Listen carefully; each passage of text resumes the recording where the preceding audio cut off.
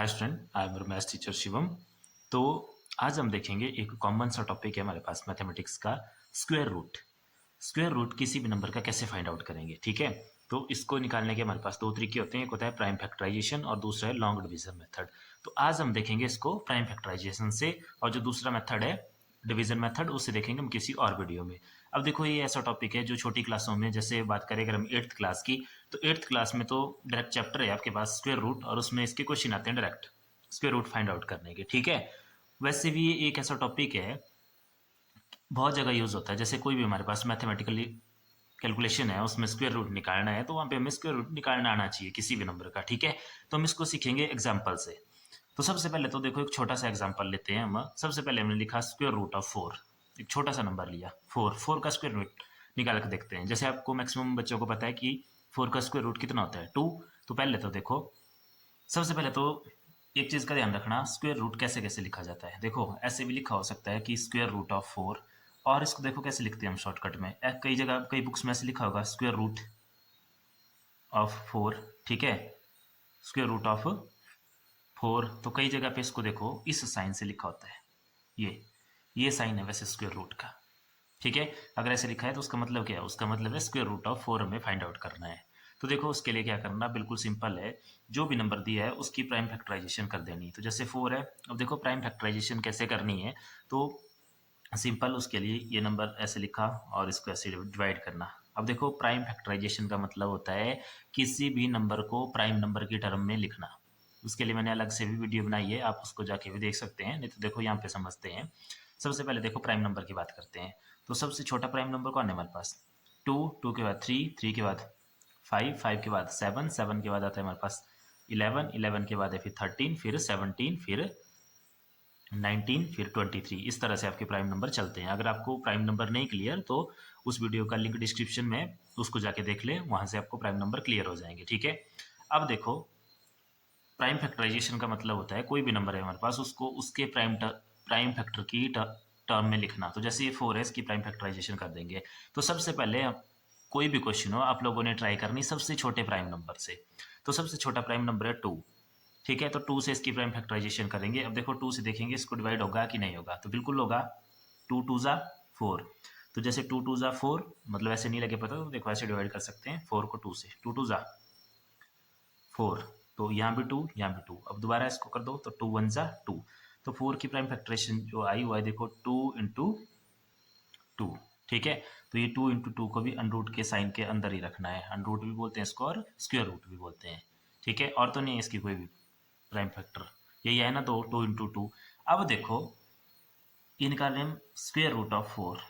तो ये जो साइन लगा हुआ है यहाँ पे स्क्वायर रूट ऑफ 4, इसमें आप लोगों ने ध्यान रखना कि जितने भी प्राइम फैक्टर अंदर आए होंगे उनकी पेयरिंग कर देनी, यानी कि उनको 2 2 के ग्रुप में इकट्ठा कर देना। जैसे देखो ये 2, ठीक है, पर सेम नंबर की करनी हो। जैसे यहाँ पे मान लो, जैसे हम नेक्स्ट एग्जांपल में देखेंगे, यहाँ पे तो देखो 2 2 आए हैं, दोनों सेम नंबर है, ठीक है। तो पेयरिंग कर दी, और इस साइन से बाहर जो नंबर आता है वो आता है पेयर का सिंगल बन के। जैसे यहाँ पे 2 है ना, पेयर है, तो इसका एक सिंगल आ जाएगा बाहर, तो क्या आ जाएगा बाहर, 2। तो इसका मतलब है 4 का स्क्वायर रूट कितना हो गया, 2 हो गया। अब देखो, एक बड़े से नंबर की तरफ चलते हैं, स्टेप बाय स्टेप चलेंगे। जिससे मान लो एग्जांपल ले लेते हैं हम अब 64 का। 64 का हमने स्क्वायर रूट निकालना है। तो दोबारा चलेंगे 64 के स्क्वायर रूट की तरफ, तो प्राइम फैक्टराइजेशन करेंगे इसकी। सबसे पहले 64। अब देखो, दोबारा सबसे पहले सबसे छोटे प्राइम नंबर से देखना। सबसे छोटा प्राइम नंबर है हमारे पास 2। तो देखेंगे 2 से नंबर डिवाइड होगा कि नहीं होगा, तो 2 से बिल्कुल डिवाइड हो जाएगा। अब देखो, बात आती है यहाँ पे एक और चीज़ की, जो कि है हमारे पास डिविजिबिलिटी टेस्ट। उससे हमें पता चलता है कि कौन सा नंबर जो है किस नंबर से डिवाइड होता है, या सिंपल 2 से कौन कौन से नंबर डिवाइड होते हैं।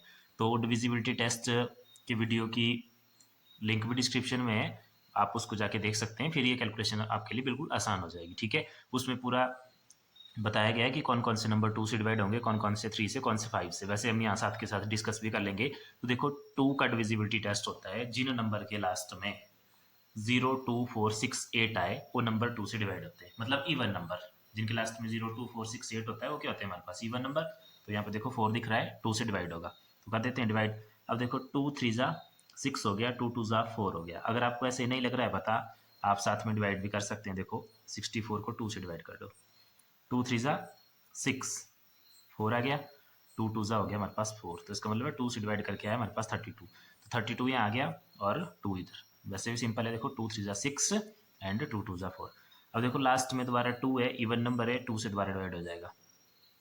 3 है, 2 1 ज़ा 2, 2 2 ज़ा 4, बड़ा हो जाएगा तो 2 1 ज़ा कर लेंगे 2, कैरी बच जाएगी यहाँ से 1, बन गया 12, 2 6 ज़ा 12। नहीं लग रहा है पता, दोबारा ऐसे कर लो, 2 1 ज़ा 2, नीचे आया 1 2, 2 6 ज़ा 12, ठीक है, तो 16।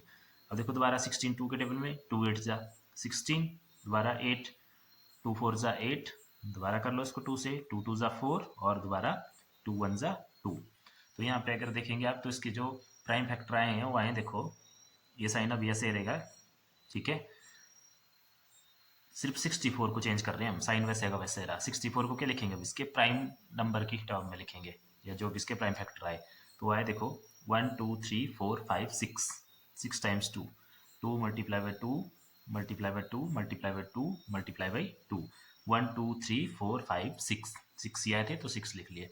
अब क्या करना, 2 2 की पेयरिंग, तो 2 2 की पेयरिंग देखो, एक पेयर ये बन गया, एक पेयर ये बन गया, एक पेयर ये बन गया। तो बस अब बताया क्या है कि इस साइन से जो स्क्वायर रूट था उससे बाहर क्या आता है, जो पेयर बना होता है पेयर से एक नंबर बाहर आता है। तो जैसे फर्स्ट वाले पेयर से 2 आ गया, आगे वाले पेयर से भी एक 2 आ गया और आगे वाले पेयर से भी एक 2 आ गया। अब साइन हट गया तो सिंपल अंडर रूट ऑफ 64 क्या हो गया हमारे पास, अंडर रूट या स्क्वायर रूट 2 2 ज़ा 4, 4 2 ज़ा 8, ठीक है, तो इसका हो गया 8। क्लियर है। अब देखते हैं एक बड़े जैसे नंबर के लिए, ठीक है। तो अब जैसे मान लो अब नेक्स्ट नंबर लेते हैं हम 625,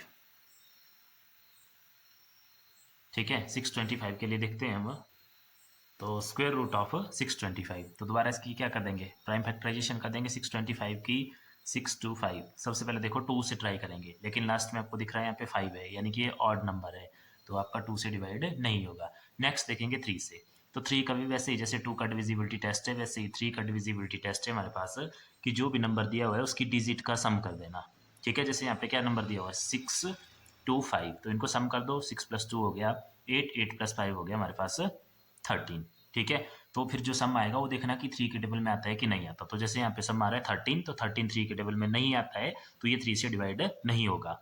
वही नंबर 3 से डिवाइड हो गए जो जिनका सम जो है 3 के टेबल में आए। एक बार आप उस डिविजिबिलिटी टेस्ट वाली वीडियो को जरूर देख लें, उससे आपको बिल्कुल आसानी हो जाएगी फिर ये करने में। तो चलो अब 3 के बाद देखेंगे 5 से। 5 का भी डिविजिबिलिटी टेस्ट बिल्कुल सिंपल है, लास्ट में अगर 0 और 5 है तो नंबर 5 से बिल्कुल डिवाइड होगा। तो यहाँ पे 5 है तो बिल्कुल डिवाइड होगा, कर दो डिवाइड, 5 1 ज़ा 5, ठीक है, 6 के नीचे 5 आया, माइनस करेंगे तो 1 बचेगा, यहाँ से बन गया 12। फिर 5 2 ज़ा 10 हो गया, कैरी दोबारा 2 बच गई, फिर 5 25 बन गया, 5 5 ज़ा 25, लास्ट में 5 है तो दोबारा 5 से डिवाइड होगा, 5 2 ज़ा 10, ठीक है, बच गया 2, बन गया 25, 5 5 ज़ा 25, दोबारा ऐड कर दो, 5 5 ज़ा 25 एंड 5 1 ज़ा 5। तो 625 को देखो हम क्या लिख सकते हैं, मैं लिख रहा हूँ नीचे 625 is equal to square root of 625 की जगह देखो 1 2 3 4, 1 2 3 4, दोबारा पेयरिंग करेंगे, इस तरह से पेयरिंग हो जाएगी, साइन से बाहर सिंगल सिंगल, एक 5 यहाँ से एक 5 यहाँ से, कितना हो गया 5 5 ज़ा 25। तो इसका मतलब है स्क्वायर रूट ऑफ 625 कितना होता है हमारे पास 25, ठीक है।